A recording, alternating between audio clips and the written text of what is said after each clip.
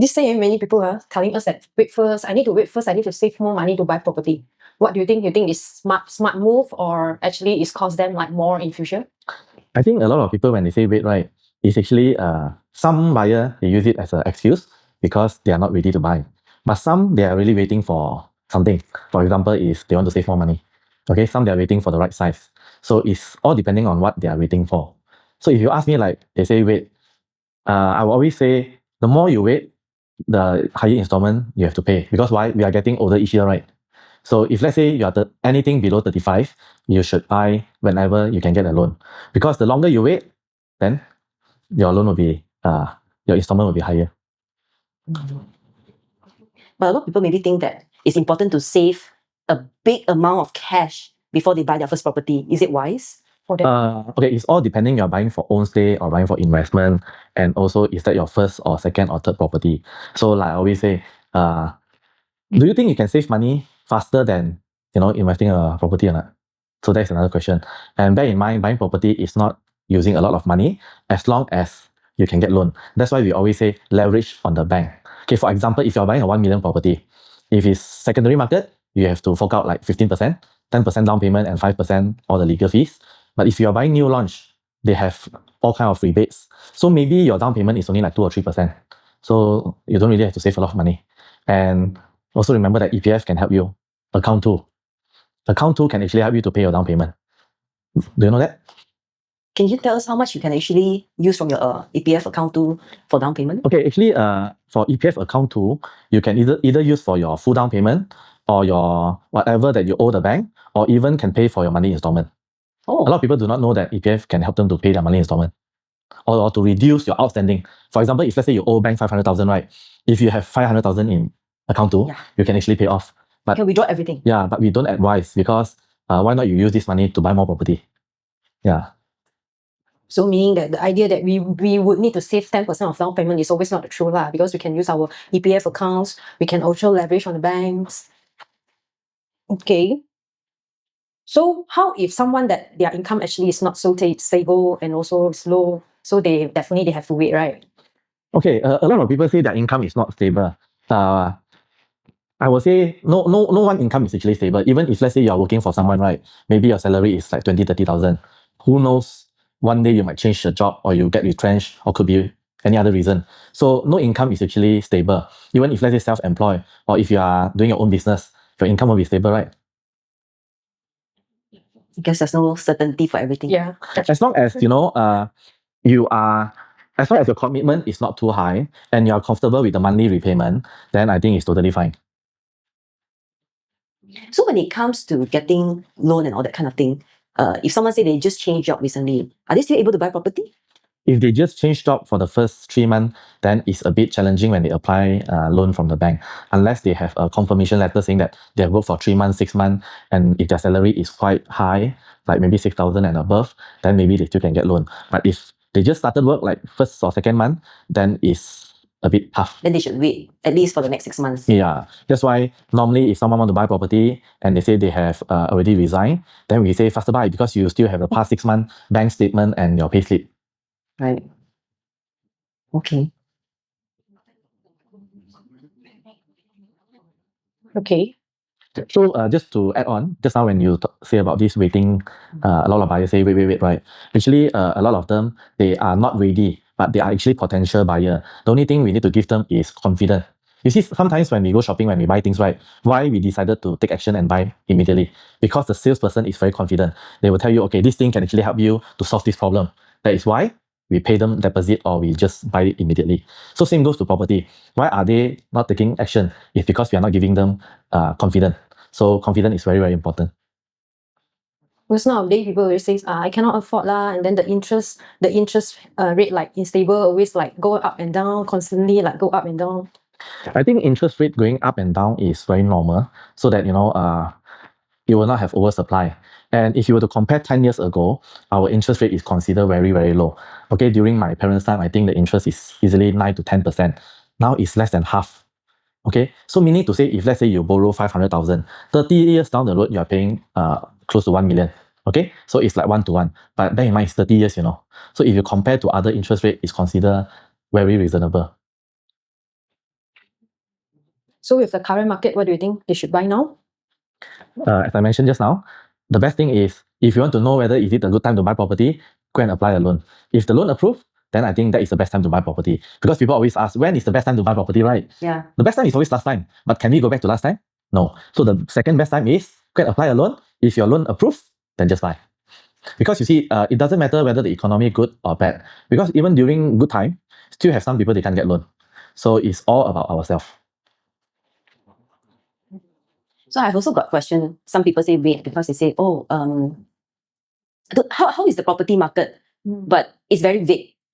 How is the property market can mean anything, right? Whether it's the interest rate, whether it's a lot of people are buying or a lot of people are selling. How do you tell them how is the property market? Okay, you see, you need to differentiate whether they are buying for own stay or buying for investment. When you buy for own stay, because you are still owing the bank, am I right? So that is a liability. Okay, so for investment, is whether you are buying the right location for investment, for rental, or whether for Airbnb or not. So you need to go in more detail when they ask how is the property market. So it's all depending on location. Since many years ago, we are talking about location. Am I right? So the first thing is all about location first. But somehow I think many people nowadays, like actually, for example, for the first home buyer, right? Most of them they are mistaken. Like they have to save more. They have to have a down payment of 10% of down payments for everything. So they thought of like, oh, I cannot buy now. I cannot afford now. I think they're very scared. I think because maybe there's also a lot of horror story. Like some people say, oh, I buy a property and then like it didn't give me the yield that I want, or even worse, maybe the project has been delayed, or it did not meet their expectation, or some maybe even it's very prime location, but somehow it just cannot yield the rental that they expected. So a lot of people are very scared. Then they are stuck with the property. You see, buying property nowadays is not only purely on location.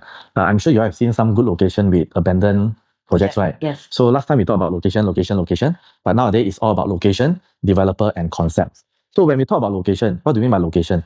A lot of people think, oh, good location means good location, no? Yeah. But you need to understand good location means the access also, the accessibility, okay, and also the amenities. That means if you stay that place, is there any shopping mall? Is there any bank? Is there any grocery for you to shop? Okay. Then second, to me is if I buy a property, developer is my priority. Because why? You must always look at their past project. Okay, do they win any award or not, developer? Because if they are a first-time developer, then maybe I have to think twice. But if they are a reliable developer and if they have good past record, then why not? And number three, you need to have something, a story to tell, a team. Okay, like I always mention. Because if a product without a team is just a product, so you need to have a story behind. Okay, for example, we always talk about Disneyland. Okay, so why do people go to Disneyland even after 2 or 3 times? Because every time there's a different festive season, they will have different decoration. Okay, so all these are all very important things. Okay, so one of the most popular things sometimes when we start talking about property, right? You have some relative, maybe an auntie who say, oh, you want to buy property? I have these few rules that you must follow. Firstly, must be in PJ or KL. Secondly, must be freehold. Lastly, must be landed. What is your comment about this kind of advice? So I believe all these auntie uncle must be staying in PJ and KL, right? Yes, most likely they also have their own landed property that is also freehold. There's nothing wrong because you see, we are so used to staying in PJ or KL. So definitely our first choice is PJ or KL. But always bear in mind that, you know, when your priority is PJ or KL, you must be able to get this kind of loan. That means you must have a ready cash. For example, if let's say you say buying a landed in PJ 1 million, let me ask you something. Is there any new launch landed in PJ for the past 10 years or not? I don't think so. Okay, so if there's no landed in PJ for the past 10-year new launch, you can only go for secondary market. Am I right? So if you go for secondary market, you have to get ready 10% down payment. Okay. For example, if it's 1.5 million, you need to fork out 150,000. Okay, that is only down payment. Followed by legal fee. Legal fee, you just calculate, estimate 5%. Okay. And then how about all the renovation fee? So easily a 1.5 million landed 2-story, double story houses, you need to come out at least 500,000. That is a minimum. Because why? All the secondary market houses in PJ is more than 15-20 years. Isn't it? You have to change all the piping, all the wiring. So it's the whole house. So if you have that cash ready, then you can go ahead. But the thing is, some home buyer, they have the cash, but they're not willing to spend so much. That is why they go for high rise. That's the reason. maybe on that note, if someone has money put aside, buying a high-rise versus buying a landed, how would you advise them what would be a better choice? Because there are some property that is around the same price, whether it's landed or whether it's high-rise. Maybe the location is a bit different, but what would your advice be? Okay, for investment or for own stay first? Let's start with own stay first. Okay, for own stay, I understand we are all taught to buy landed when we are young. Yeah. Okay, but did we actually ask ourselves what do we want from landed and what are the pros and cons of landed and high rise?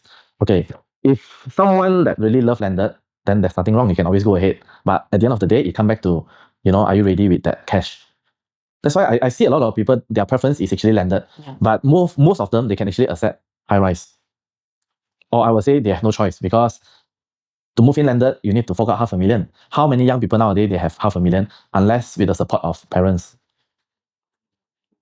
How about them for investment? For investment, it's actually very straightforward. High rise always get a better yield because, for instance, like let's say you rent a PJ high rise, even a low cost condo or apartment, you can easily lease out at 2,000 to 2,005.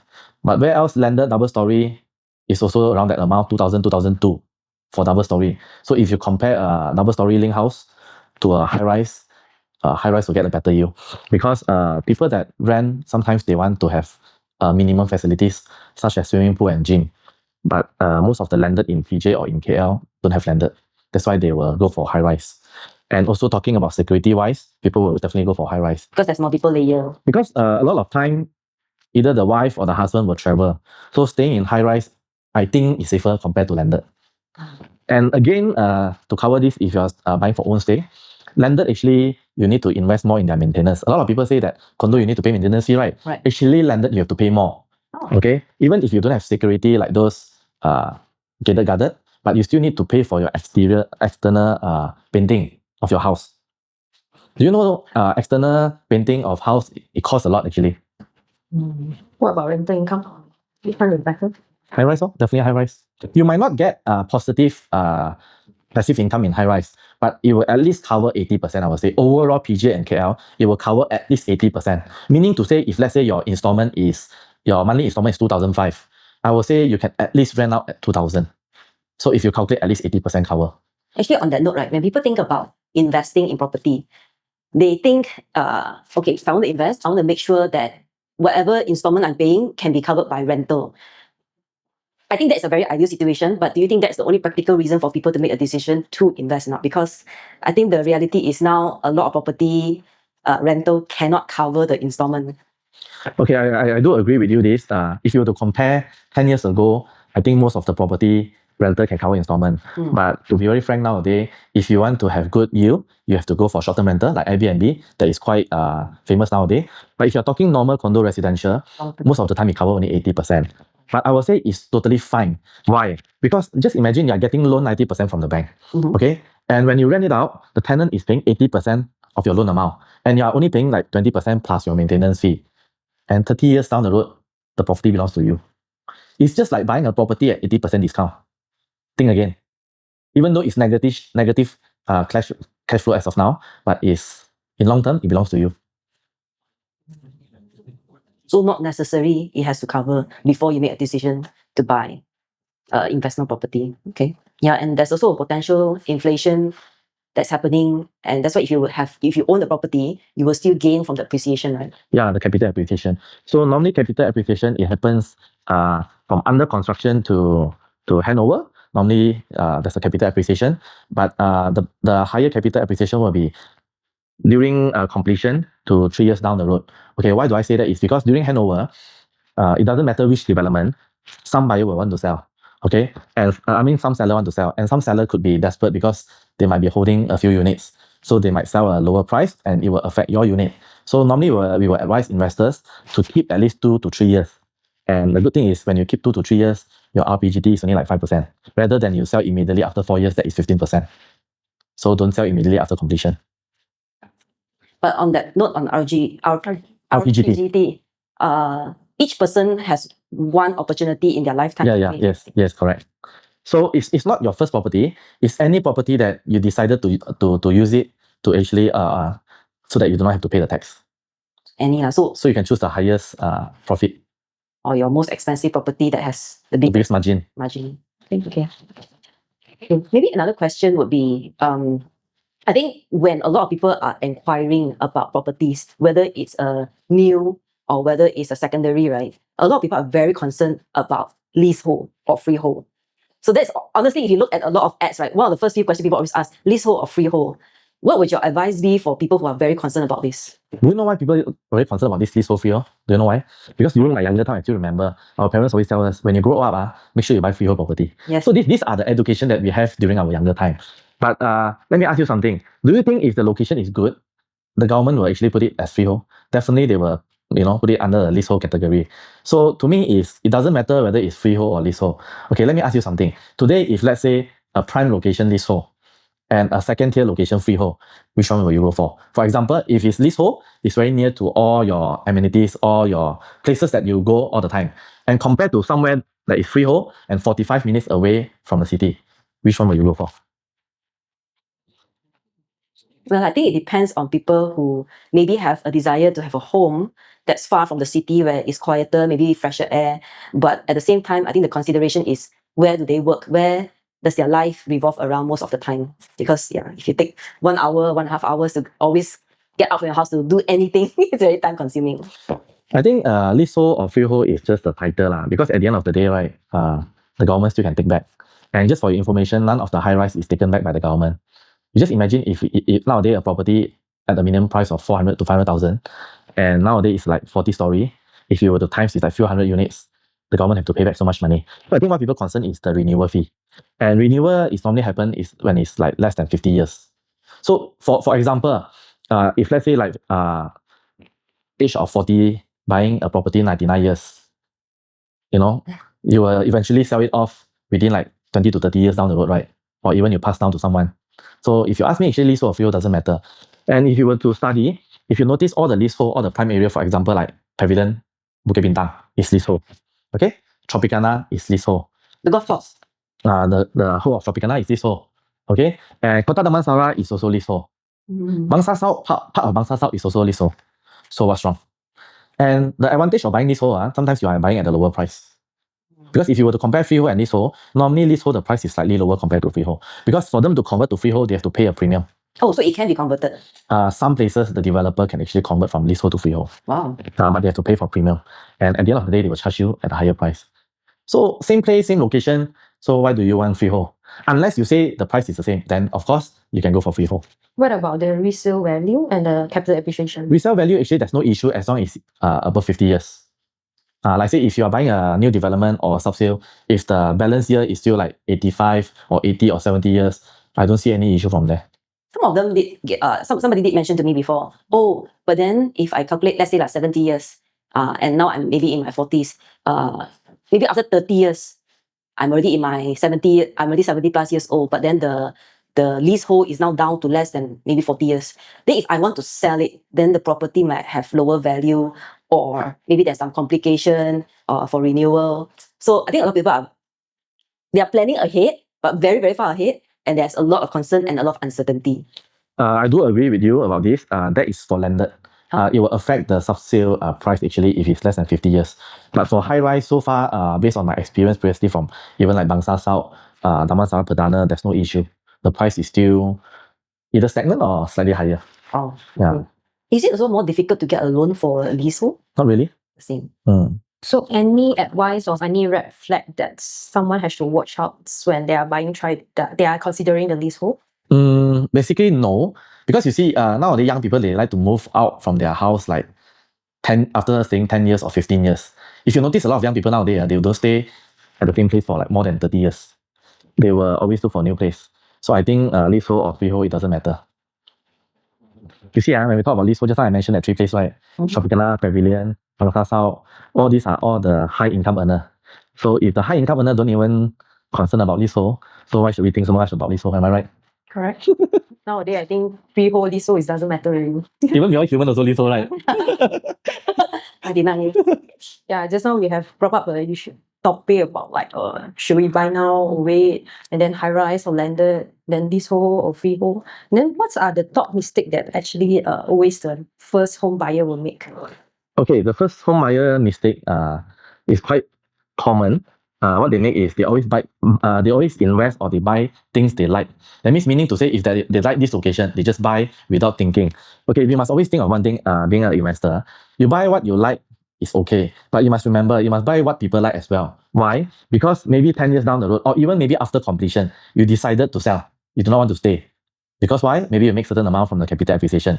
So you must always remember, exit plan is very, very important. That's why whenever I meet someone that wanted to invest in property, I will ask them, do you know what is your exit plan? Because buying a property is very easy nowadays. Paying a 500 ringgit, paying a 5,000 or paying a 20,000 down payment, you can just own a property immediately. But what is your exit plan? I think that is very, very important. A lot of home buyers do not know. Oh, I just like this property, I buy in this place. But after 4 years down the road, a bit too far, I don't like to stay this place. So now the question is there any demand for this place or not? Even you yourself say it's too far. So always think of the exit plan, being a first-time home buyer. I think that is very, very important. Other than that?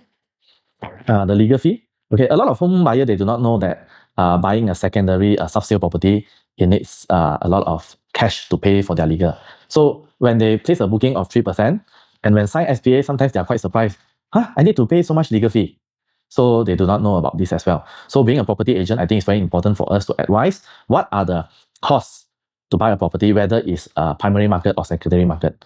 So make sure the home buyer is aware about this. Actually, on that note, we were talking about first-time home buyer, right? So what would your advice be, right? If someone young, maybe started working 3 to 5 years, got a bit of saving, but the person is not sure, like, do I need to save more or am I ready? So what would your advice be? For example, how much do they must at least have already saved in their bank?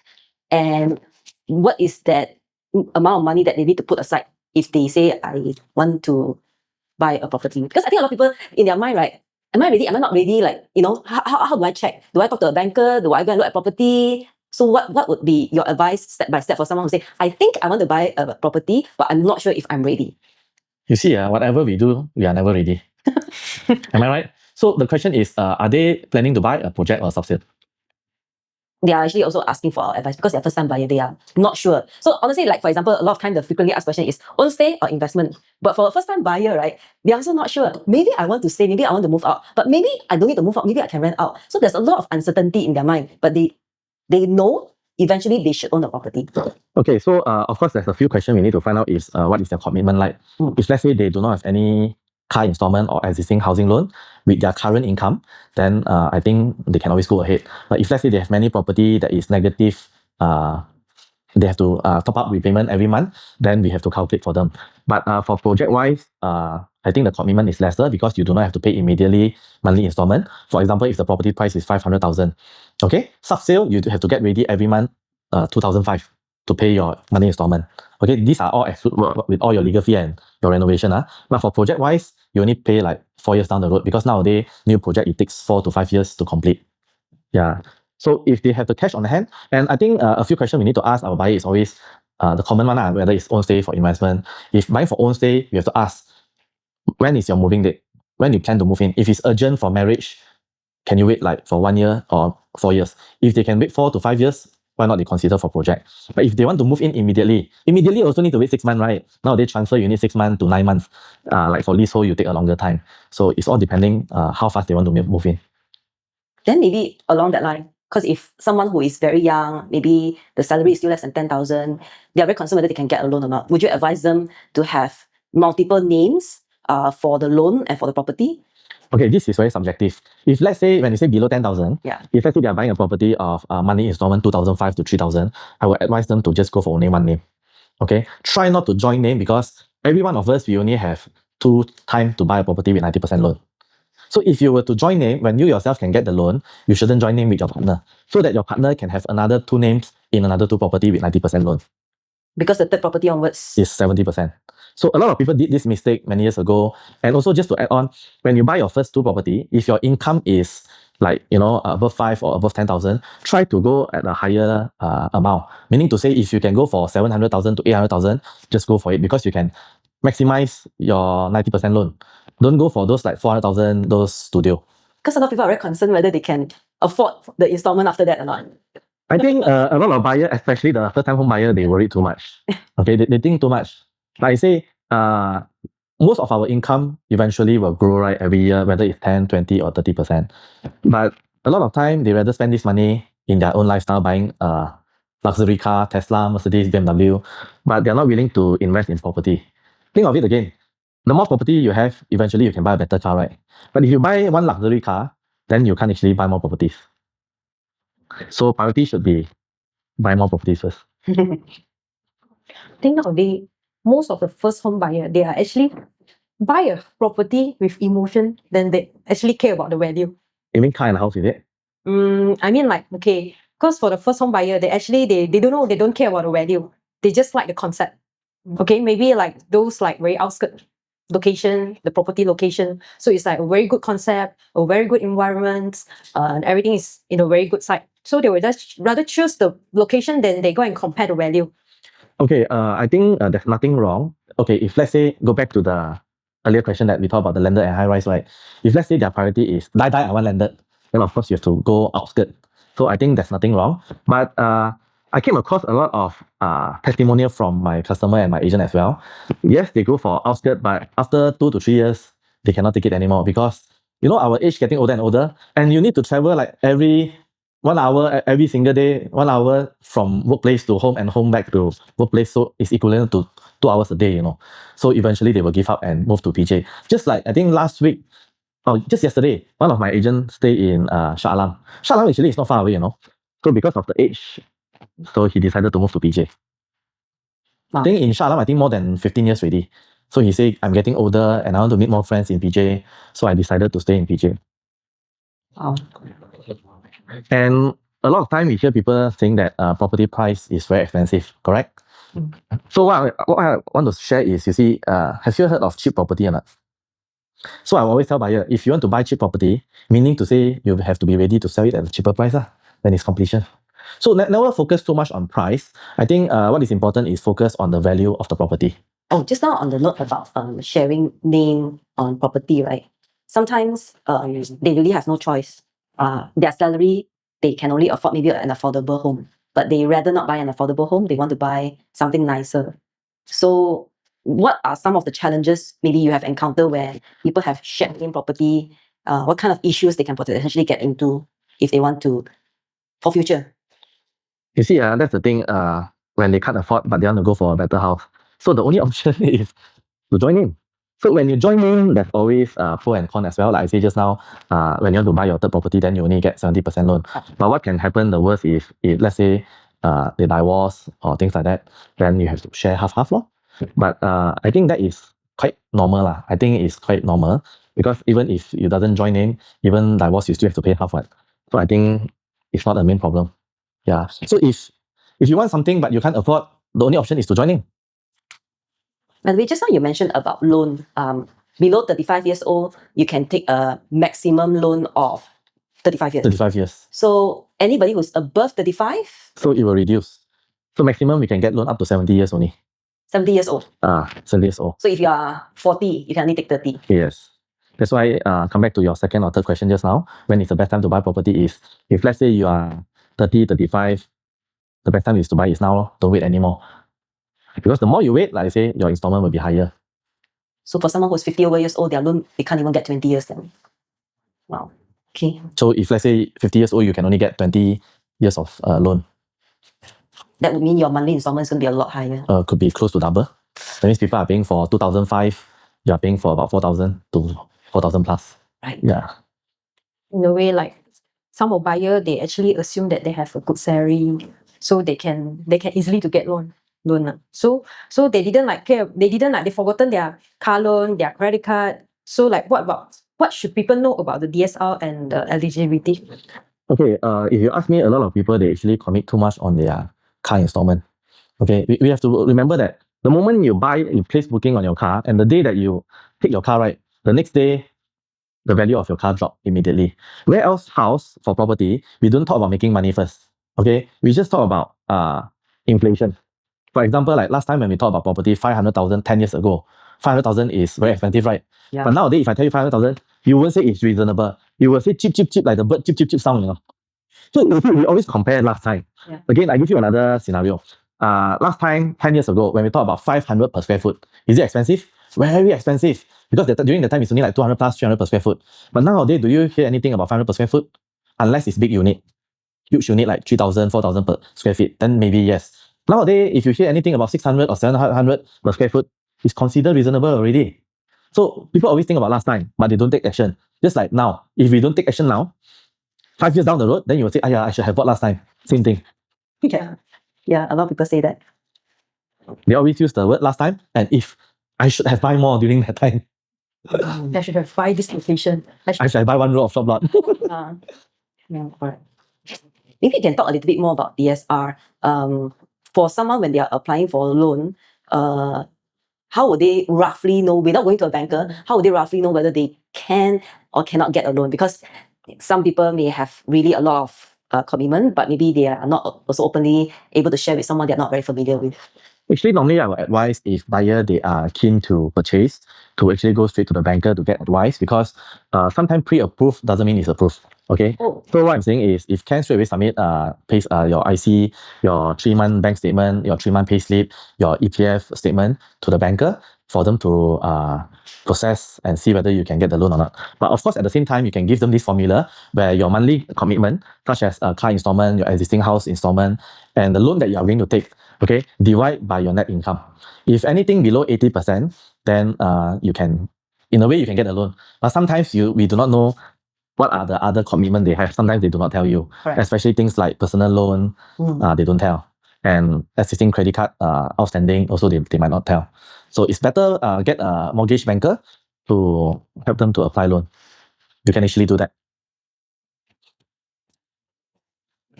Okay. I think as people become adult, when you start working, and then you start to think about a lot of things when you start earning income. So there are a lot of opportunity to invest out there. Whether it is invest in gold or whether put your money in FD, or some people buy insurance plus trust together. Some people even buy their forever home, So why would you advise someone to buy property?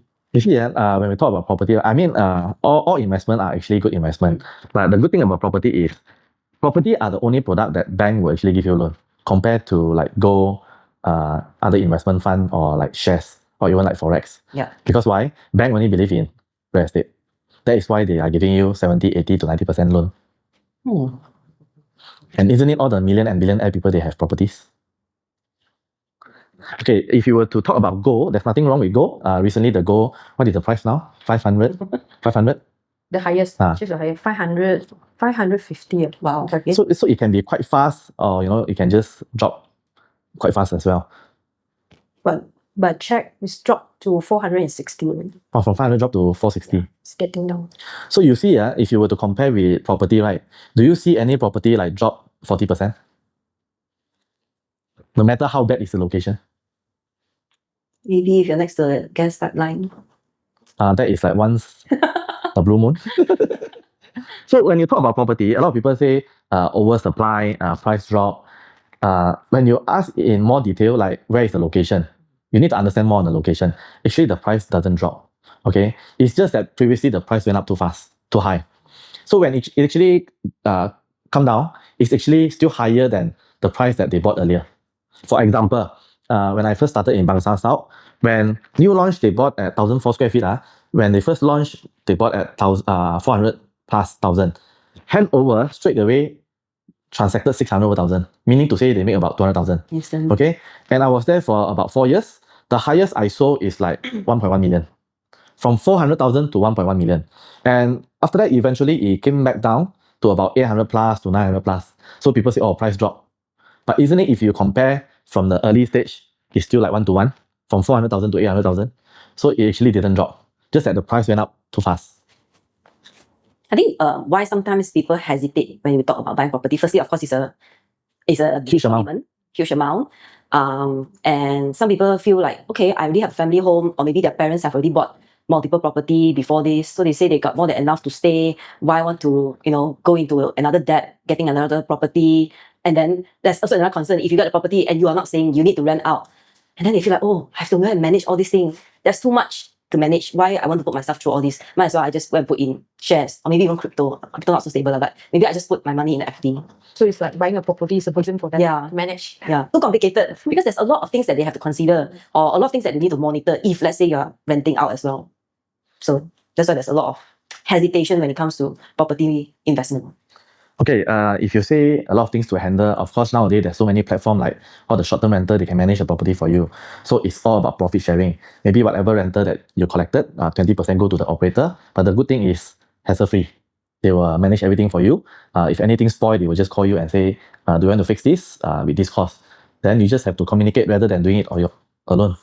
So for those who say that their family has already multiple property, today they don't see an urgency to buy for themselves or under their own name because they feel that they will inherit. Okay, will you complain you have too much money? So it's actually the same thing. When you have 1, you want to have 10. When you have 10, you want to have 100. So if you ask me, actually, so far there's no one will say, oh, I have 10 property, I have enough. Because why? If you have more property, yes, you need to have more loan from the bank. But isn't it all the rich people, they have a lot of debts with the bank as well? So if you want to be rich today, you have to start borrowing more money because that is the only way to grow your income. Okay. A lot of people are very concerned about having a lot of debt, have to pay for a lot of things, and maybe they feel like, oh, there's too many commitment. So I've also heard of a story of someone like, oh, since my property is not cash flowing, why I want to keep it? Too much to think about, too much to manage, or make sure I pay for this, pay for that.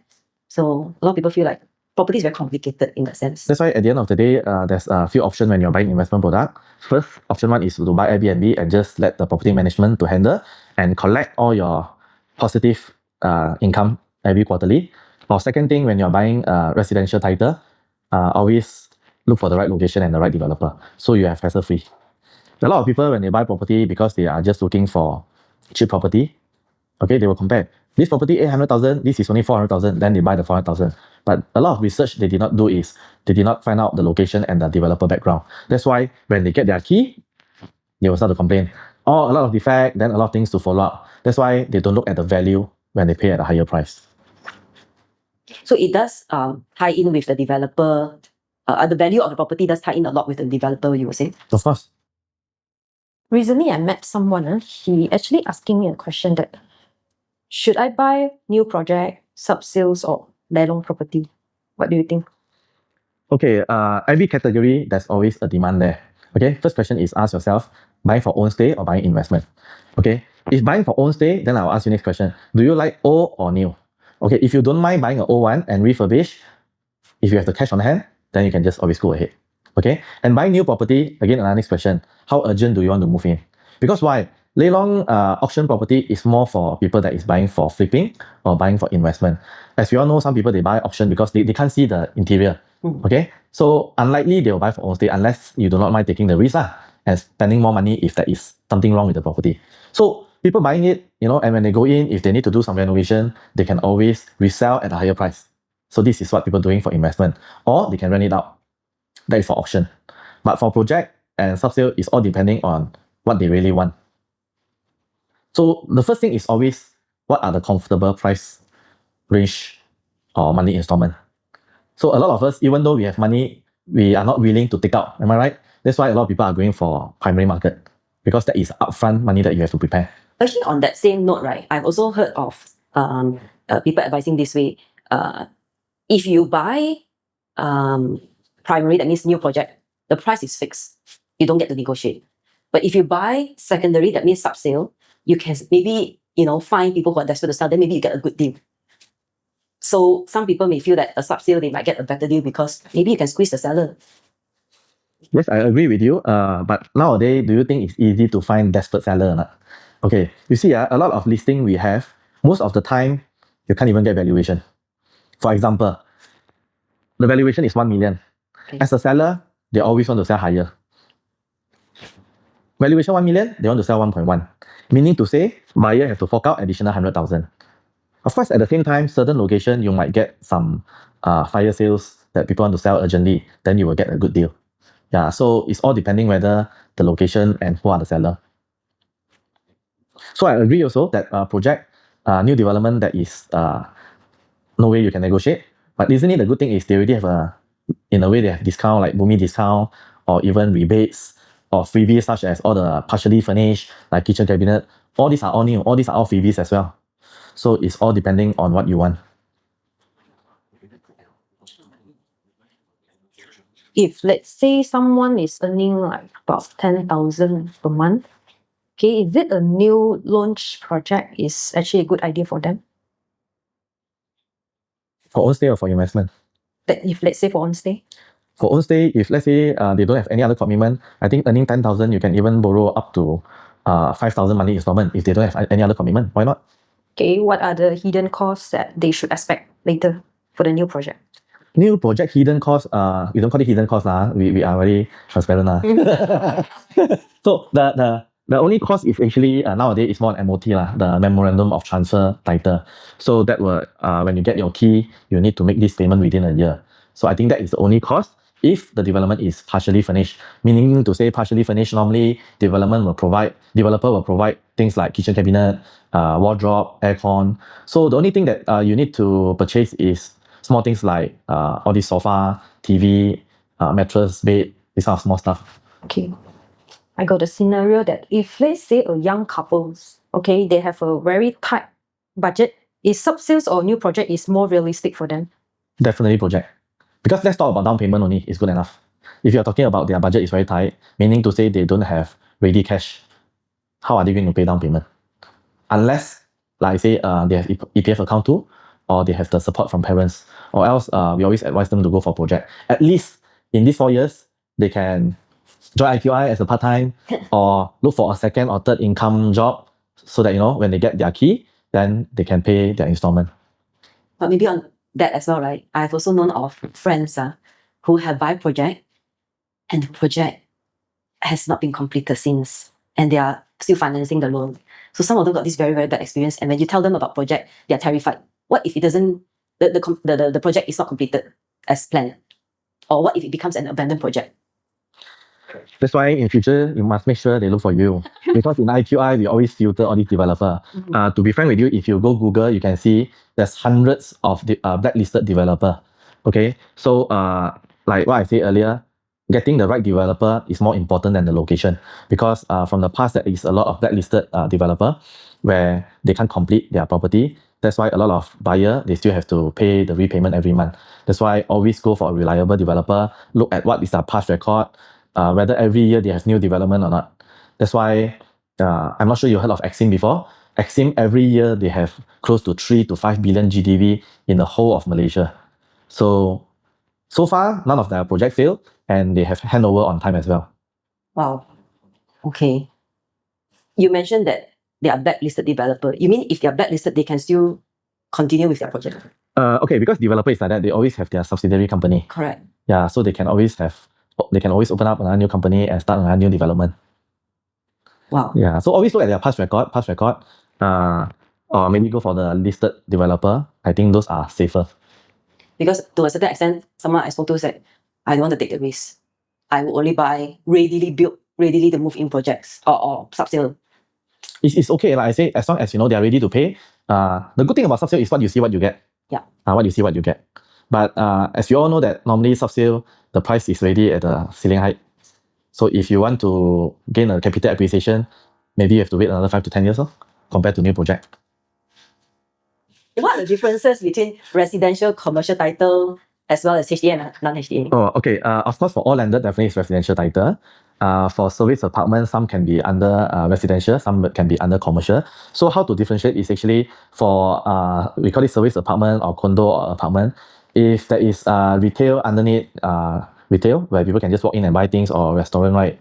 Then that would be under commercial title. Like mixed development, it will be under commercial title. Okay, but it's under HDA, meaning it's protected by Housing Development Act. Also meaning to say that you can get up to 90% loan. If it's purely commercial, like industrial, like purely shop lots, those are commercial title. Okay, those you can only get like 50 or 60% loan. So those are the difference. And also nowadays, the trend is Airbnb product, right? So Airbnb product, most of it is under commercial title. Because if it's under HDA, then you're not allowed to do Airbnb, short-term rental. Yeah. So there's always pro and con in both residential and commercial. If you're buying commercial title without HDA, your loan can go up to 80%. Oh. It doesn't matter how many property you own. Meaning to say, if you buy shop lots, all those you still can go up to 80%. Whereas residential maximum is only 70% if it's your third property, as long as it's under HTA. Then there are people who buy property under company name. Is there a benefit of that? Okay, the benefit is meaning to say, in your personal name, you don't have any liability. Okay. That's the only benefit. Do you get better loans? Do you get better benefits? You don't get better loan because when you buy under your company name, your loan margin is lower. Oh. What about if the company actually make a lot of money? Their reputation is good. Doesn't matter, right? It doesn't matter, your loan margin is still not as high as personal. It's not one of the considerable point that The only good thing is why people buy property under companies, so that their personal name don't have any debts. Nowadays, like we see that new project is everywhere, new launch project is everywhere. So are all new project are good buy? Okay, when you say all new launch good buy or not, at the end of the day is depending on what you want. Okay, is that the size that you are looking for or not? If the location and the size is what you want, then of course it's a good buy. But try not to go too far outskirt if you're looking for investment, because it's all about supply and demand. When you supply something, means you want someone to rent from you and buy from you, correct? If you go outskirt, ask yourself this question: who are your tenants? Who are your sale buyer? Okay, so people that buy outskirt is normally because they want landed, or maybe because the price to enter is lower. But if you're buying for rental, then I think it's not a good option. And then how are we going to spot a good value project? So a good place for rental is always a few places like KLCC, Mont Kiara, basically Klang Valley. You must know the population in that area. What is their estimate income? How much are they willing to pay your rental? Okay, don't get me wrong, like KLCC, go for small units. Don't go for anything above 1,005 square feet. Okay, because 1,005 square feet in KLCC can be few million. So when you're buying at, assume 1.5 or 2 million, meaning to say you expect your rental return to be 10,000. Do you think it's possible or not? To rent 1,005 square feet, 1,004 square feet, 1.5 million, your installment is about 7,500 to 8,000. So how many people are willing to pay you 8,000 for that unit? So go for small unit. People that are willing to pay in KLCC in Mont Kiara is between 4,000 to 8,000. Anything above 10,000 is more like directors. And how many directors are there in a company? 5, 6? So go for small units in all these places. But for Mont Kiara, you can consider bigger unit, because why Mont Kiara, Hatamas is more on expatriate with kids, because there is international schools. So one of the comments I also sometimes hear a lot from people is there's a lot of development. Okay, there are a lot of people buying their own property as well for own stay. So if there are more and more people becoming home buyers, eventually there will be less and lesser people renting. So for those who buy for investment, there's a risk eventually. This is everyone's assuming that there are less and lesser people who are willing to rent. So then in the future, there may be oversupply because not enough people renting. So what's your take on that? When you say oversupply, you see, when you go into a seminar hall, right, when you ask how many people have owned their first property, most of the time, more than half, they do not own any property. So if you are discussing about this topic, I noticed a lot of them, they actually don't own property yet. So the rental wise, actually no need to worry too much, because a lot of people still waiting. Remember the first topic we discussed? They're still waiting. So a lot of people, they have not owned their first property yet. So those will be your tenants, because they still need a place to stay. Is there any that possibility that buyer actually is just looking at who is the developer, then they buy the property? They're familiar with the developer, so that they choose the property. Okay, if it's seasoned investors, normally they will follow developer. Like previously, some project that we sold in Bangsa South, some buyer, they don't really focus on the layout or the other features of the development, because previously they have bought from this developer. So they will just continue buying from this developer. So I think following developer is better than following the location. What's the reason? Because they are reliable. The trust is there. So you see, like just now we mentioned about buying a property is like few hundred thousand, few million, right?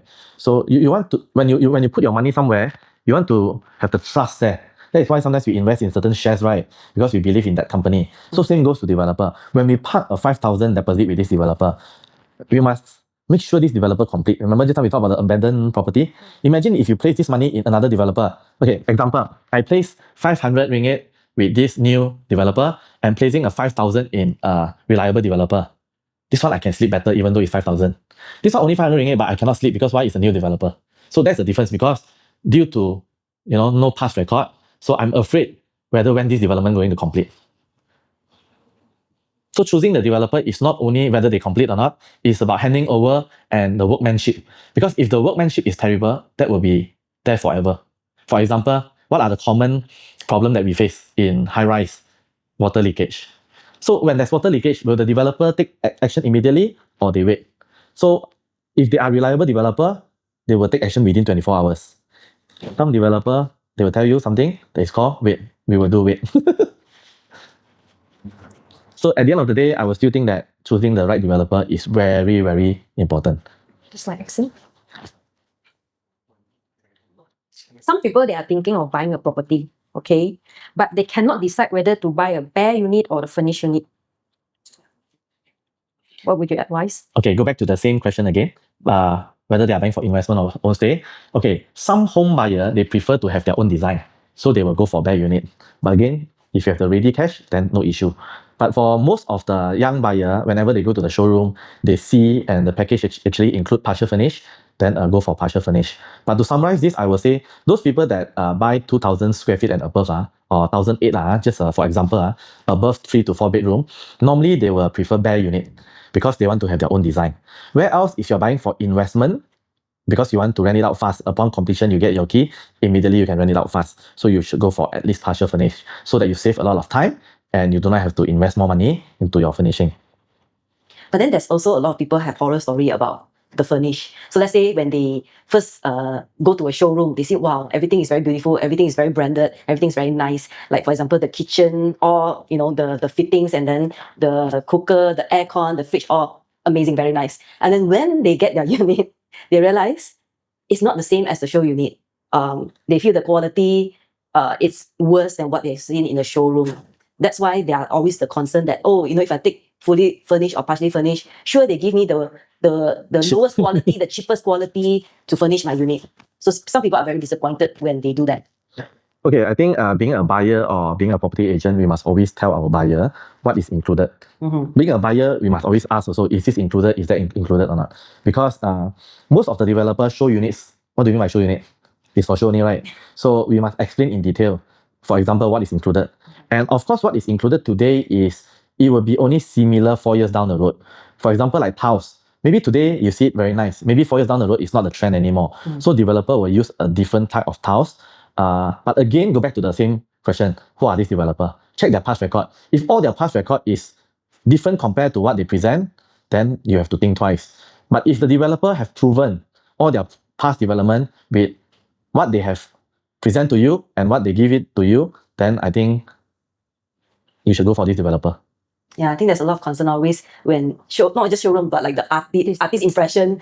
Wow, so beautiful. Wow. And then when the project is being delivered, like, okay, it looks nothing like it. So a lot of people are very scared, very afraid about it. I might give you one tips. Okay, if you want to know whether this developer is going to give you at least 95% similar to the showroom or not, first thing is when you go into the showroom, you see how much this developer invests in their show unit and their whole sales gallery. Okay, number one, what you can see is look at the skill model. Skill model, the cost of a skill model can be similar to a show unit sometimes. Okay, so because skill model, you need handmade, you can't use machine to do it, you need handmade. So sometimes it costs a few 100,000 or even come to a 500,000. It can be a price of a single story landed. So if this kind of developer, they are willing to invest this kind of money into their marketing, so what do you think about their completed property? I believe they will do it even better. So sales gallery, very important. Right. I got this question, whether the number of the room or the size is more important. Actually, if you ask me, the layout, right, what you're saying. So you see, for example, if you're buying a 900 square feet with 3 bedroom and 1,000 square feet with also 3 bedroom, I think if the drawing of the design is spacious, I think why not just go for 900 square feet? Because the smaller you buy, the lower maintenance you pay, right, in a way. So the bigger size, you have to pay more maintenance. I think what is important is when we have our own family members, normally we allocate by room. So I think the numbers of bedroom is more important. For example, if you're buying for investment, you go for studio, you go for 1 bedroom or even maybe 2 bedroom. But if you are buying for own stay, maybe 2, 3 or 4 bedroom. So the number of bedroom, I think is more important or compared to the size. But I got these people ask me that, okay, actually, okay, for example, it's like now he's staying in the 1,004 square feet of condo, and if you want him to move in the 900 square feet, it's a downgrading for him. Okay, how many room is a 1,004 square feet? Think about 3 rooms, 3 room. bedrooms. Okay, so you have to look for something similar. That 900 square feet is also about 3 bedroom with a good layout. So I think there's no issue. Sometimes just have to invite this buyer to the show unit to let them feel. Okay, I give you for example, if today you want to buy a Ferrari, will you just buy it without testing the car? You want to feel the horsepower, you have to go and feel it. So let your buyer feel the show unit. Invite them to the showroom and let them feel. Because most of the time, after our buyer visit the certain show unit, they will say, 900 square feet is actually not very small. And it's easy to maintain. You see the word maintain? Because a lot of us, we are working like more than 12 hours a day. And when we go back, we just want to rest. We do not want to sweep, mop, all this kind of stuff. So getting a small unit sometimes is much better than buying a big unit. Right. And also there's people that saying that, I just want to aim for the property that 1,004 square feet. Location and other concern is doesn't matter for me. I just concerned about 1,004 square feet. No problem. Okay, but you must remember, you must understand the market. If you're looking for anything above 1,002 or 1,004 square feet, okay, you must be ready to pay at least 1 million. At least 1 million.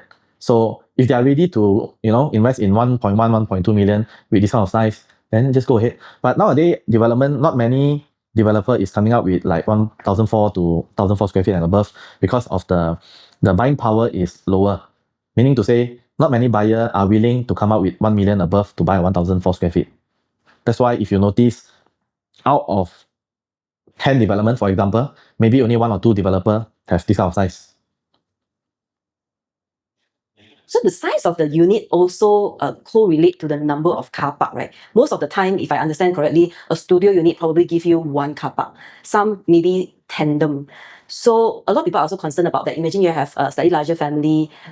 Quite likely you might have maybe 3 cars. So the thing about staying in a size, it kind of also determine how many car park space you get, right? Not really. Oh. Some developer, they don't even give you car park for 1 bedroom.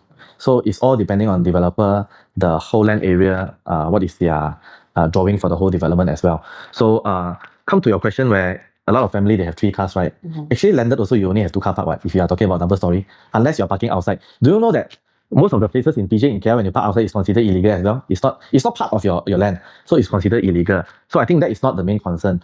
But the good thing about buying high-rise is you can rent from other people.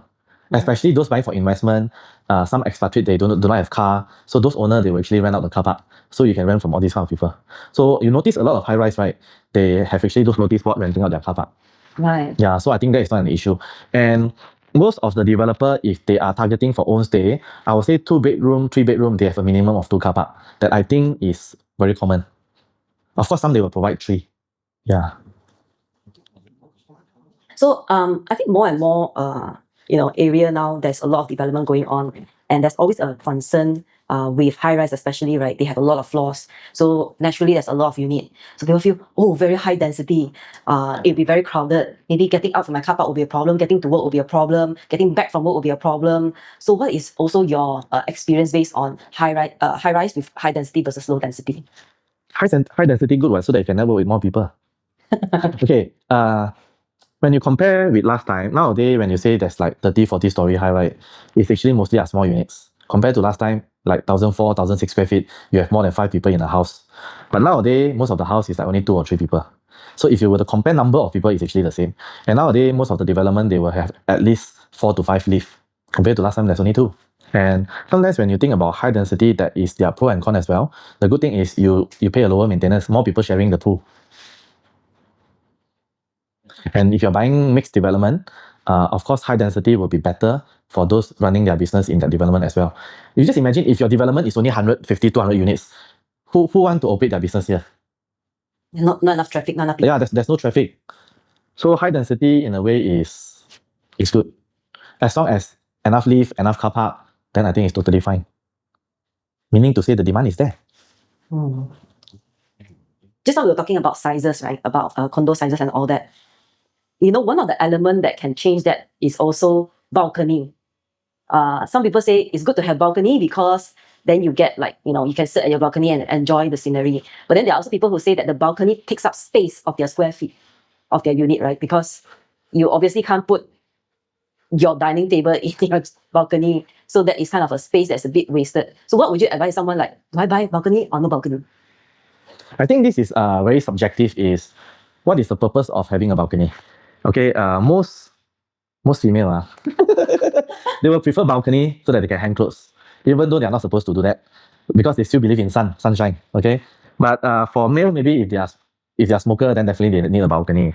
But people like me, actually, like what you mentioned just now, I do not want part of my balcony is taken, but I am not using that space. So it's quite subjective whether you need or you do not need that place. So there's no wrong or right for this. Because the balcony includes as your total square feet, right? Yeah, you see, like just now you mentioned, if you want to put dining table in balcony, actually there's a development in PJ SS2. I'm not sure you heard of 5 Stone before. The balcony is like almost 200, 180 to 200 square feet. It's quite huge, You can even have your dining table there as well. Steamboat. Many buyers have a strong preference on like when it's choose to like the floor level. It's gonna meet medium or low unit. Okay. So in your experience, is it matter for you to buy when you're buying a unit? Okay, every buyer have their own preference. Okay, the moment you decided to buy high rise, definitely you want to go at least mid to high, unless you're fear of height or you have elderly or you have some baby or kids at home, then maybe you will go for low floor. But even though low floor for high rise is easily 10 to 15, so I will always advise buyer to go for at least mid floor, so that in future if you want to resell, your target audience is higher. Because like for sub-sale, right, when people want to buy, most of the time they will go for mid to high floor. Because you see, okay, low floor, maybe the demand is 20%. Mid floor could be double, could be 40%, and then high rise also 40%. So unlikely people will go for very high, unless it's expatriate, or maybe people like me, I also prefer high floor. But a lot of time you hear people, you are scared of height, So go for mid floor. Go for at least mid floor. Some people are also concerned in case the lift is not working and then you stay on the high floor, you have to walk up the staircase. Actually, sometimes people think too much. Yeah. There's always few lift. You see, every development there's at least 4+1 lift, 4 normal lift and 1 service lift. So I think it doesn't matter if you're staying 25 or 35, right? The worst case is if you need to walk, you still need to walk. Yeah, we have the second tallest building in the world here, so we don't get this problem. Okay, from an investment standpoint, okay, does the floor level affect the resale and the rental value? Okay, you see, when you invest or when you buy a higher unit, most of the time the price is slightly higher. Could be 1,000, 2,000 or 5,000 difference in each level. So if you are purely buying for rental yield, actually mid and high floor, I would say just go for mid floor. What's the point of paying so much? But again, sometimes like I say, if let's say from 25 to 35, if each floor is only 1,000, if you put into loan, what is 10,000? So you also can consider for high floor. So there's nothing wrong. At the end of the day, it's your own preference. And buyer and tenant is actually quite similar. You have your own target tenant and your target buyer for your future. So some people prefer higher floor, some people prefer mid floor. Also on the floors, right? There are some, I'm not sure if it's a valid concern. There are some people concerned, top floor, there may be leak from the tank or whatever. Then there are some concerned, the floor has got like, what do they call that? There's water pump. But they have like the water pump. Yeah, things like that. So you feel like all these floors are the unwanted floor. Is that true? Not really. If you are buying from the right developer, because why? Their concern most of the time is because of the sound. Correct? Talking about the pump first, they're concerned about the sound. If the soundproof of the door and window is good enough, it doesn't matter which floor are you will not hear the sound. If the soundproof is bad, even though you are 2 to 3 floors down, you still can hear the sound. Okay? Then to cover about the water leakage, when you are staying below the swimming pool, am I right? This is your question, below the swimming pool. If there's water leakage, it's okay. Because why? It belongs to the common area where the developer or the management has to solve this problem immediately. Compared to you're staying someone else's unit, to look for the owner sometimes is quite challenging if they're not staying there. It's even worse. So you want them to repair, you have to contact the owner and it takes time. But if you are staying in common area below the swimming pool or the toilet or water pump, if there's any water leakage, the management has to repair immediately versus the owner.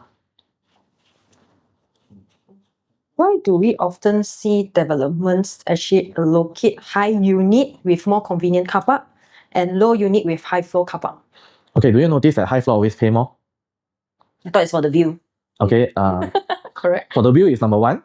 Number two is most of the time, higher floor, they pay a premium price. That's why their car park is more convenient. Most of the time is at the ground floor or first floor. Where else those lower floor unit, their car park may be on the third, fourth, or even fifth floor. Okay, that is one of the reason. The main reason that I found out for myself is last in, first out, first in, last out. Meaning to say, let's say you are coming in from ground floor, the convenient parking, you are staying at the high floor. So you have to go into the lift first. Then second, third floor, people start to come in. So when they come in, isn't it, they block your way from going out. So they are the first, they are the last to come in. They have to first to go out to their unit. So it's like last in, first out. It's because of the lift. It's in a way, it's quite true. Meaning to say, when I go in, I have to stand behind. Yes. So I have to wait all the way until I reach high floor, only I go out. Yeah. So I think this is what I think of. It's quite logical. It makes sense. So, speaking about all this leaf and all this common area, right? Now we see a lot of development. They have also a lot of facilities. So many years ago, if you think about facilities, right? Maybe you get badminton court, you get swimming pool, that's it. But now you hear more and more, okay, there's like gym, and then there's like co-working space, many more things.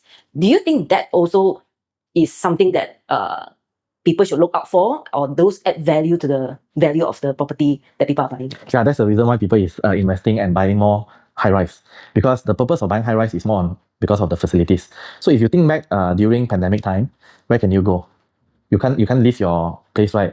The most is your own compound. So a lot of people, they do not have place to go. So if you compare from pandemic time and now, a lot of new development, their common area is getting bigger. Last time there's only swimming pool and gym. Now they have playground, some even have pickleball, basketball. So they have more place for people to spend their time, especially weekend. You know, a lot of time weekend, people have to bring their children to shopping mall, waste money, waste time. So why not they spend more time in their own development itself? So it's worth paying maintenance fee, right? That's why if you look at maintenance fee nowadays, last time it's about 22, 24, or maybe 25 cents. Now it's close to almost double, 45. But that is not only because of maintenance, it's because the cost of maintaining the development. That's why it's about 45 to 50 cents per square foot. Talking about maintenance, so I spoke to someone recently, and I think other than young people who are looking at buying houses, right, there are those what we call empty nester. That means they are a bit older, the children have all started their own family, have moved out. So they are now occupying a very big space. Maybe they are in a semi-detached home with land, but they're also getting older. They cannot manage the such a big house on their own. So naturally, most people are also advising if you reach that stage, maybe it's time to downsize, move to a condo. But one of their biggest hurdle that they feel about moving from landed property to a high rise is maintenance fee, because they say in their current home they don't pay any maintenance fee, but if they go and stay in a high rise condo, they have to pay maintenance fee forever. So that is the biggest hurdle for some people. Okay. What would you advise them? Okay. Currently they are staying in semi-D. Yes, Do they have a maid? they just let go of their maid. Okay, so you see, previously when you have a maid, isn't it you have to pay like 1,600, 1,800, or maybe 2,000 per month? True. So that is considered maintenance fee as well, right? That is the reason why they want to downsize to a smaller unit, correct? So when they downsize maybe from 2,500 to 1,000 square feet, isn't it they reduce a lot of their maintenance, such as removing the helper?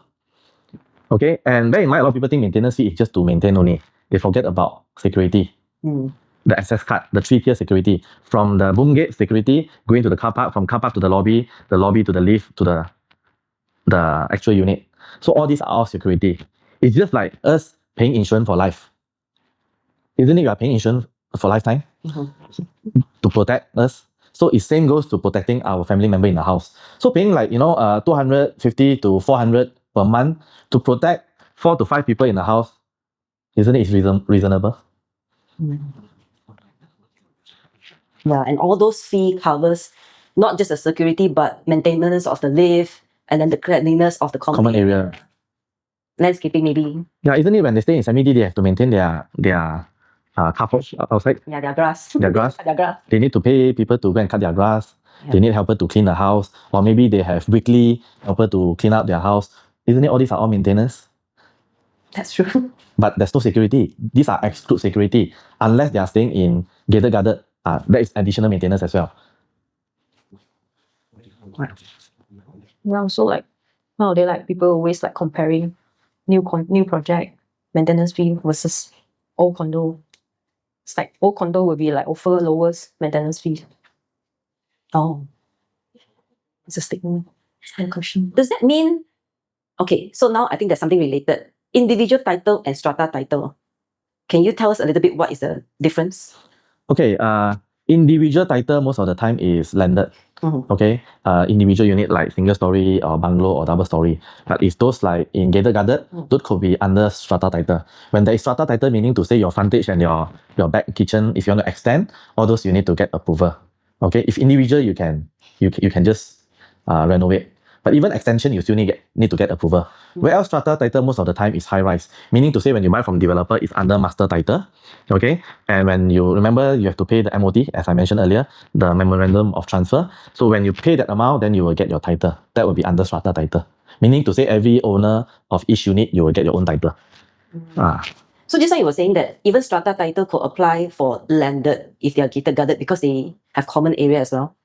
Gated guarded means those really gated guarded by management. Those it's not those with those tong and all the simple boom one. Yeah. So those also you have to pay maintenance fee. Yes, of course, those you still have to pay maintenance fee. So would you say that those strata title usually it means yes, there will be all these maintenance fee for long term? Okay, for example, like you see, like the Park City, Yes. most of, I would say almost all the development there is gated guarded. Okay, but not all are strata title. Some are individual title. Oh. So you need to actually find out some are individual title. And yet they have common area and they pay maintenance fee. Oh, okay. So, okay, got it. So it could be different. Some project might take long time to transfer the title, right? Yes, I think the transfer of title is all depending on the developer, because they have to apply to say that from developer side we have to issue in the strata title to the individual owner. So it's all depending on the developer whether they can apply or not.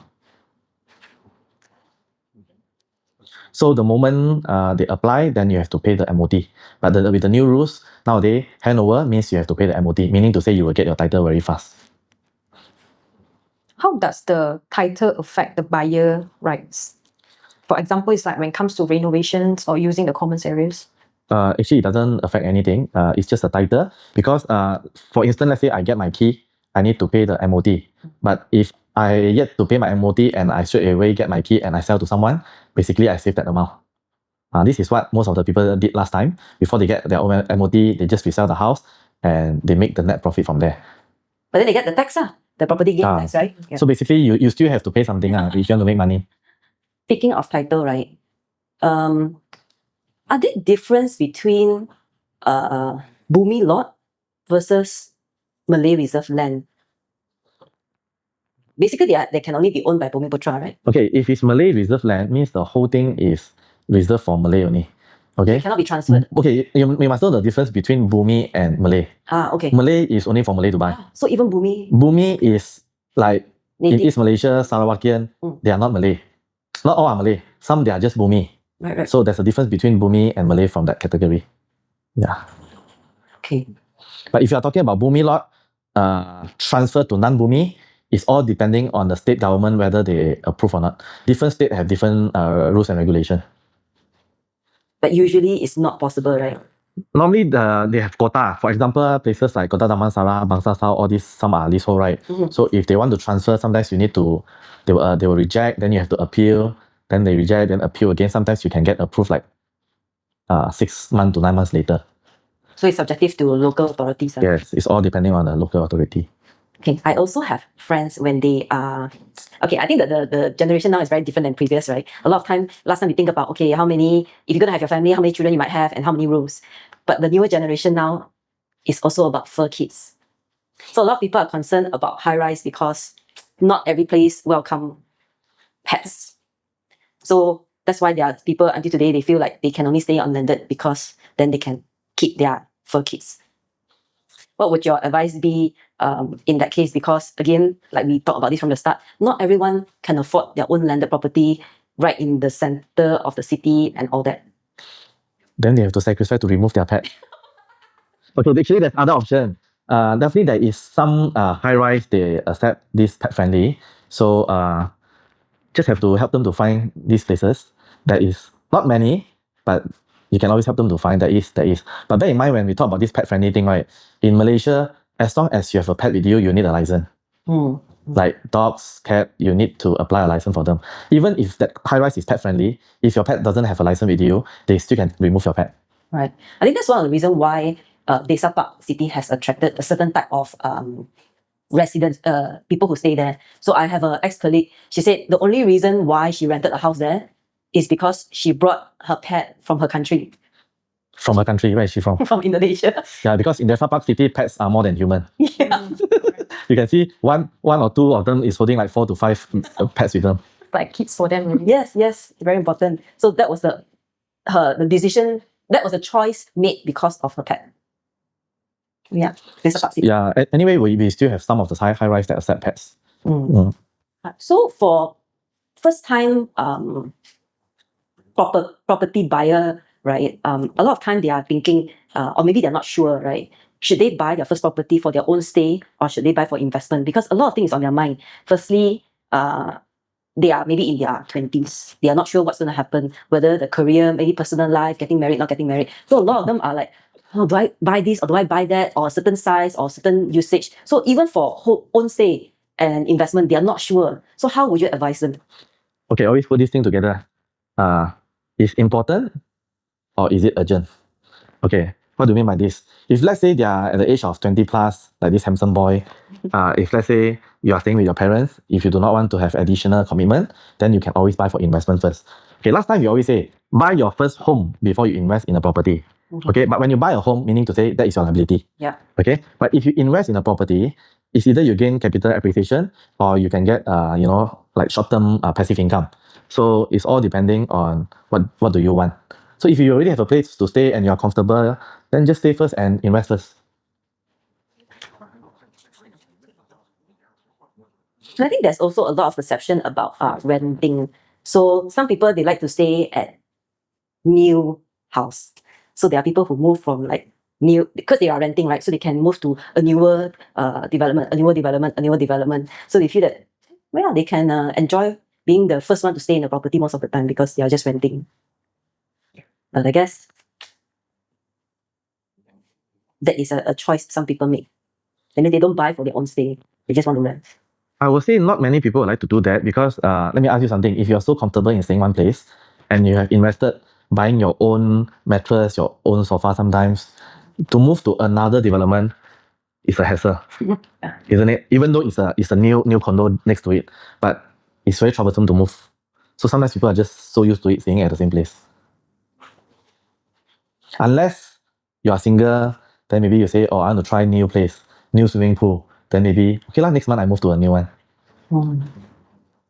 So there are also people out there who truly believe that owning property is very, very important, whether it's for investment or for their future sake, right? So I know this person who has already 2 property under her name.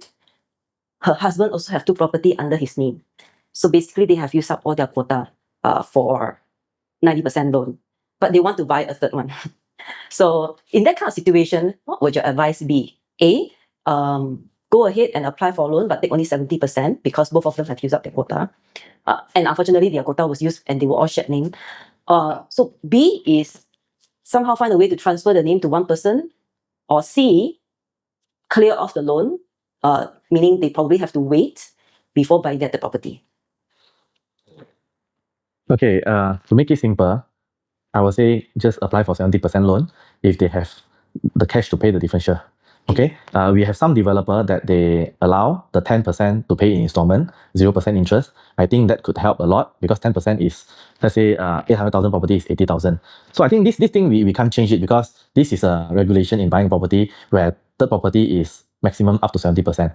So if you ask me, I would say if they have the cash, just go for option 1. Why? Because if you go for option 3 to pay off your existing loan to get 90%, it's actually come back to the same thing. Isn't it? You are taking one lump sum and pay off the current loan and getting 90%. It's actually the same thing, but it takes a longer time. So why not just straight away apply for 70% loan and pay the differential of 20%? And all these differential, you doesn't pay actually one lump sum. That's the stages. Meaning to say, if let's say it's stage 2A, maybe stage 2A means filing by the way, maybe it's like 6 months or 9 months later. Then after filing, the next stage is maybe another 9 months later. So they have the time to prepare the difference. Same thing, even if you're buying a sub-sale. And if you're buying a sub-sale, you have to pay immediately the differential. Meaning to say, if today I place a booking, once my loan approves 70%, I have to pay immediately the 20% differential to the seller. Where else, new project, there's a time for you to prepare. Yeah, I think most of the buyer they also like thinking, oh, I need to like straight away like Come out upfront. come out with cash. upfront with 30% of cash. Like for example, if let's say I have a 70% of loan, then I have to straight away like on the spot I have giving out a 30% of the upfront. Yeah, it's a lot. Yeah, actually, a lot of buyer they are not aware that is this rebate. So first thing in their mind is 30%. Yeah, it's a lot. So 30% of 500,000 is 150,000. So it's a lot for a lot of people. So tell them basically down payment, there's a rebate from there. So your down payment maybe 2, 3 or maybe 5%. Then the differential 10%. There's a different stage to pay off this. So make them understand, then they will proceed.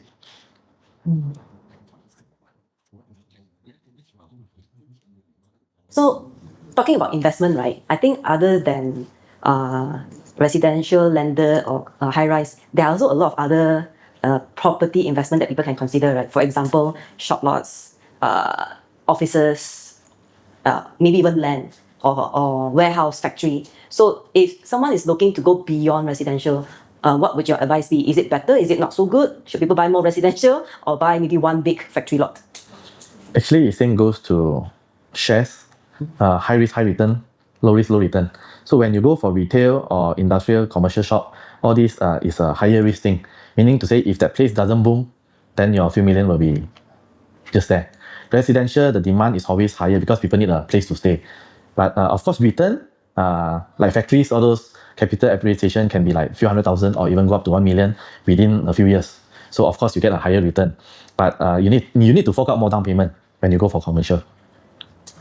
And the advantage of investing in shop lot, factories, basically you don't have much investment. Meaning to say, once you get your unit, you can straight away rent it out. Because commercial, people don't need your renovation. So it's totally bare. And after they have used it for 10 years, they have to make it bare again and return the unit to you. Oh. Yeah, compared to residential, normally people go for partial furnished, right, minimum. So that are the pro and con. So normally seasoned investors, if they have a lot of cash on hand, then they should go for shop lot and factories. But if for those young ones to start off, high return, then go for Airbnb product. Then you can get 8 to 10% return. Those are short-term stay, right? So short-term stay versus long-term stay, again, short-term stay, you have people to manage. Long-term stay, nothing much to manage because it's yearly renewal. But you get a lower rental yield. So depending on what you want. Actually, since we're talking about the short-term stay, right? I think also the idea of Airbnb or the other short-term stay, the idea of having a lot of people in and out, of course, there's going to be wear and tear.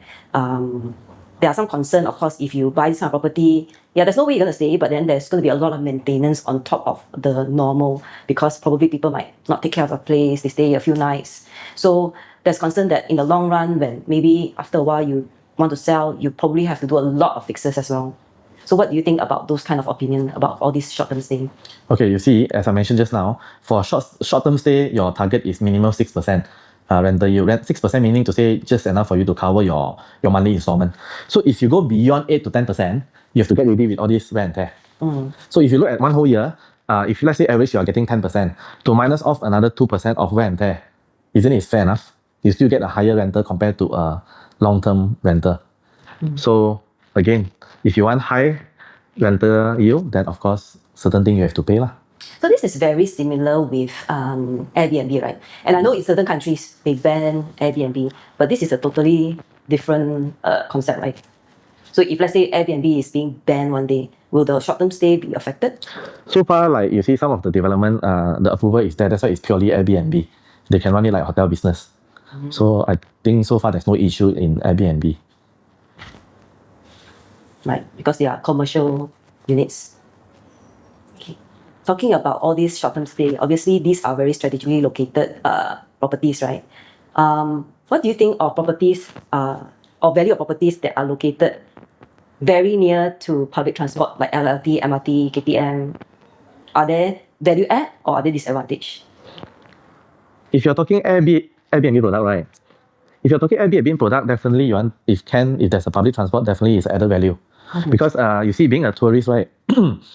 Seldom we drive when we are in overseas. So same thing for tourists when they are in Malaysia. Normally they will either take Grab. Grab is very convenient nowadays in Malaysia. And if there's LRT or MRT, definitely it's an added value. For example, we have a few projects in KLCC. All those is like, 3 minutes or 5 minute walking distance to LRT. So all these LRT are all connected to our KL Central, and from KL Central we can go almost everywhere. How about for homestay? Homestay. For own stay, being a Malaysian, most of us we have our own transport, right? Unless that is your second option. If your public transport can bring you all the way to your workplace, then that will be added benefit when you invest in this property. So whether you can accept this public transport or not, because like I say, many Malaysian, how often you take public transport? But I always tell my buyer, for example, if let's say it's a raining day, you don't want to start in the jam, and you only have 1 hour from PJ to KLCC Convention Hall. So your only option is to jump to the LRT station, and you can guarantee arrive within 1 hour. Compared to you drive your own car, you never know. Maybe you need 2 hours. So it's just additional advantage.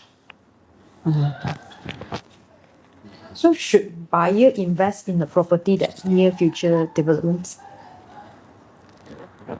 Okay, when you are buying property, right, it's actually something like buying future.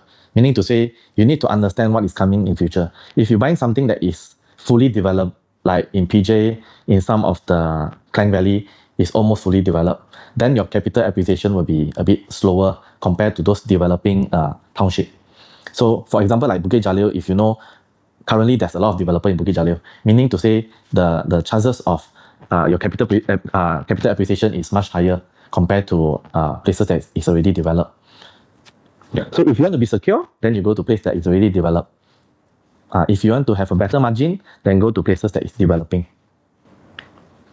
But sometimes you will never know, like Golden Triangle. Last time KL, when we talk about Golden Triangle, where's Golden Triangle last time?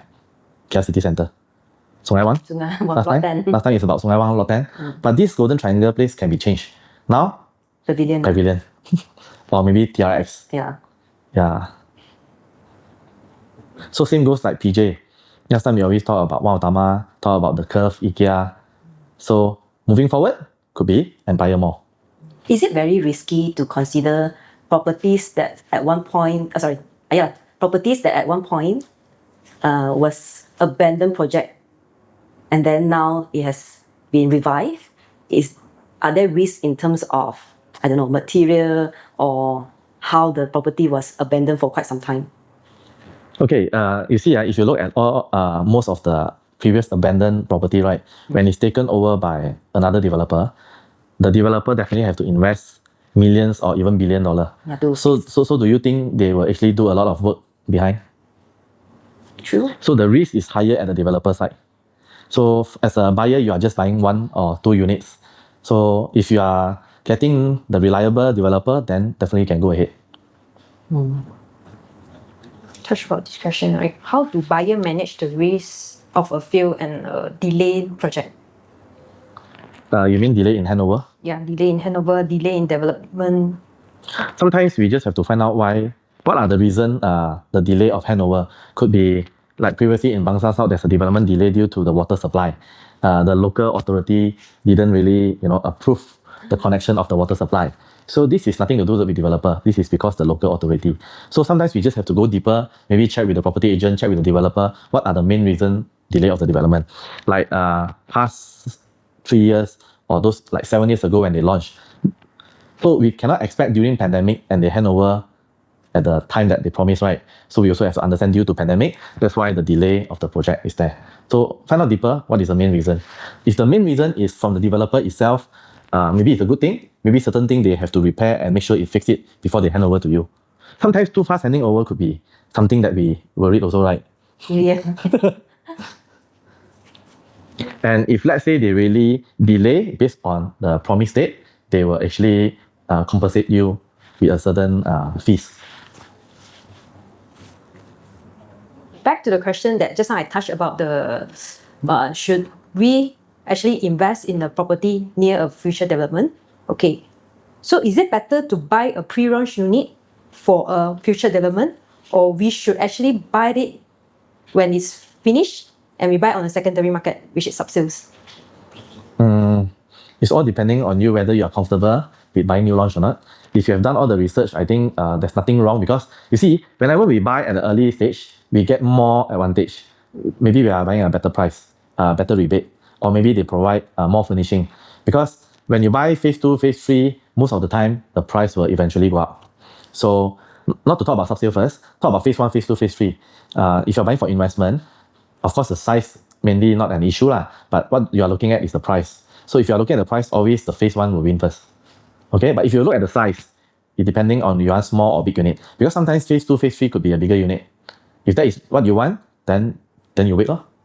But sometimes we do not know what developer going to launch the next phase. So that is a main challenge. But if you want to be safer, and if you don't mind paying more, then you go for secondary market. When most of the people already make the money, then you go and buy, then you feel safer.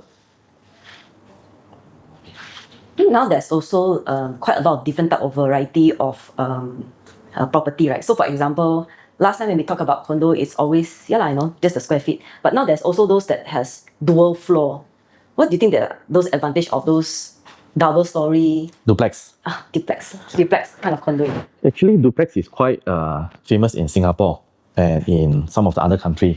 But in Malaysia, if there's an option for duplex, we would rather go for double story link house, right? So if you ask me, duplex is not really common in Malaysia anymore. If you look at most of the new development for the past 10 years, not many duplex anymore in Klang Valley or in PJ. So people that buy high rise, normally they will go for single floor. So there's a difference between duplex and mezzanine floor. Okay, duplex means actually they have two entrances. Oh, Okay, some is called mezzanine floor, where you go in the unit, at the side there's a small staircase to go up. That is actually not duplex. Duplex is actually like double story. Full double story. mezzanine is just a small space. Yeah, it's upstairs just half of the space only. Okay. Or some of them they call the loft. So many names. Yeah. So the name sometimes is very confusing. It's like, okay. There are few like new project, in Bukit Jalil. What do you think about the Bukit Jalil market? You see, if every developer is going to that township, meaning to say they see something there. Okay, if only one developer go in means a bit afraid, right? So in Bukit Jalil itself now, easily more than 8 to 10 developer is in that area. So at the end of the day, the question throw back to you is, what type of size, what type of furnishing do you want, what type of facilities do you want? Then from there, you select the developer. But speaking of Bukit Jalil as well, I mean, I do have quite a lot of friends staying there. But for people who have not lived there before, I think the idea of staying in Bukit Jalil can be quite scary, because it's a lot of development. Like you say, so many developers are there. Everybody's building high rise. They feel that it's very congested, the whole place. So getting out of Bukit Jalil is now a little bit of a challenge in the morning. So a lot of people, if they think about now considering another property there, people are a bit hesitant, because getting out from the whole area is an issue. Okay, you see, when talk about congested, right? Everywhere in Klang Valley is congested, right? So if you see, they focus a lot on Bukit Jalil because there's nowhere else for them to develop anymore. In PJ or even in Old Klang Road, there's a limitation. Maybe there's only 1 or 2 acre land left. Not many developer can actually develop anymore. That's why most of them is in Bukit Jalil. So why most of the developer is going into Bukit Jalil is because they see the demand is there. So you don't actually have to worry about oversupply. I'm sure they have done their research. Who are the demand over there? That's why only they supply. So don't worry about the congested as well. Isn't it Old Klang Road is congested? Kepong is congested. Cheras is also congested. Even Cyberjaya today is also congested if you were to go there. And then there are also people who, when they look at buying property, right, maybe they have a idea and a dream what they want. So for example, not so congested, maybe somewhere with a nice view. So when we share, for example, a certain development, they are always concerned, is the view blocked? Can I still see the Twin Tower? So what would you advise them? Because a lot of time, there's no guarantee. Even if today you have a view, you cannot guarantee in the next 5 years, 10 years, something might be built in front of yours. Okay, you see, for example, if let's say we market a property in Bukit Jalil, since you're talking about Bukit Jalil, maybe from Bukit Jalil you can see KLCC now, okay? So let's say I assume there is no empty land in front, okay? Meaning to say you can almost forever see KLCC, am I right? But you never know what about something in front of KLCC come out. So there is no guarantee view. That's why whenever we present to our customer, right, we will tell them this is a direction rather than we talk to them about view. Your direction is facing KLCC. Okay, for now, you have KLCC view. There's no empty land in front of you. So basically, you have KLCC view in long term. But we never know what is coming up in front of KLCC. Who knows something come up higher than KLCC? So, you see, being a buyer myself, we want to have the best location, best developer, best view, best size, best price, best facilities, the most car park unit. Okay, we want everything to be perfect. But is there such thing or not? No. So we need to actually write down in priority. Okay, that means, for example, now you tell me your main thing is to have pet friendly, then only location, then only developer. So my priority is to find something that is pet friendly first, then only the second and third. So always find out what is your priority. If developer and location is not your priority, like just now you mentioned one of your friend, size is their priority, right? But I believe location and developer is one of the important one as well. Then only you go down. Like some people, first thing first, the property that I buy, I must have 4 parking. Oh. That means I got a lot of car, okay? Meaning to say I must have 4 parking. Then maybe facilities, layout, those are not so important. So write down from 1st to 10, what is the most important one first? Because you cannot be 10 also first, right? Yeah. There is no such thing. Perfect. Perfect property. So certain things you have to sacrifice. Okay, like just now we talked about leasehold and freehold, correct? So if let's say you want freehold, okay, then you must sacrifice every day, come out 1 hour earlier. Yeah. So if you want pet friendly, maybe you have to sacrifice to pay more premium in this location. So find out what is their priority. Not only preference, what is their main priority from number 1 to number 10. Then, okay, let's say number 3, you can sacrifice, then you have to put away. Yeah. I think essentially view is nothing you can guarantee, right? Okay, location cannot be changed. But view Can be changed. can be changed. Yeah. Because one of the places I remember the most that the view got changed is actually Gurney. Where? Gurney. Gurney. What happened? Reclaimed land. Supposed to be seafront, no? Reclaimed land. Now everything building in front of them. That's why you see when people buy property, right, they don't really, so far, most of the investors or home buyer, their priority is not actually view. It's, at the end of the day, it's still location. Yeah. Okay, I got a friend, right? They actually she okay with the location, with the project itself, just only the view. He insists want to get a waterfall view because the location to have waterfall, but there's some buildings that blocks the view already. So he insists want to have the view. So what can I do to resolve this issue? You see, those facing waterfall is fully sold. So the only way is unless they wait until completion and buy sub-sale. But again, when those people that are buying waterfall view, most of them they are buying for own stay. So meaning to say, he need to sacrifice and either buy sub-sale or is that their priority? Must have waterfall? Yeah, must. Waterfall. A must. River You view. can say that it's a must. Then the only way is to buy sub-sale. So we stop here for today.